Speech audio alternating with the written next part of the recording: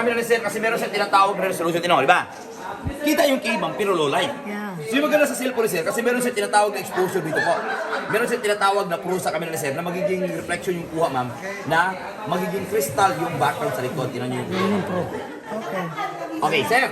Ito, pakita ko sa yung light effect sa kaibahan ng light effect sir. Okay.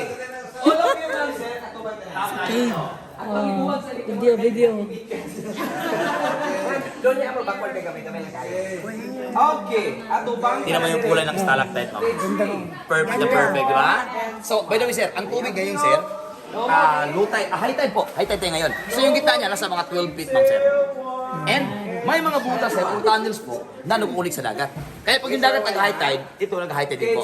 And may mga isda din, sir, na halo, sir. Halo yung alat, brackish water, tama siya. Yung liquid din, sir, siguro, sir, nasa mga 100 meter, dagat na siya. Kaya pag ang dagat nag-high tide, ito rin po nag-high tide, ma'am.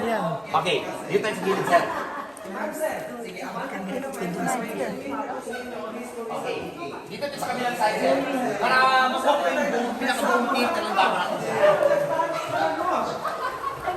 Ma'am, kung gusto yung tumingin sa taas, huwag lang nga, ha? Kahapon na nga yung ipot na lunok. Ayan, okay. Before mo magkukunan solo-solo, so kayong apat dito muna tayo, no? Kasi maganda yung screen nyo, malaki siya. So kita-kita yung pinagawa. Abante, tagamay. Ikaw kabangan sa babaw, sir. Perfect, sir. Okay.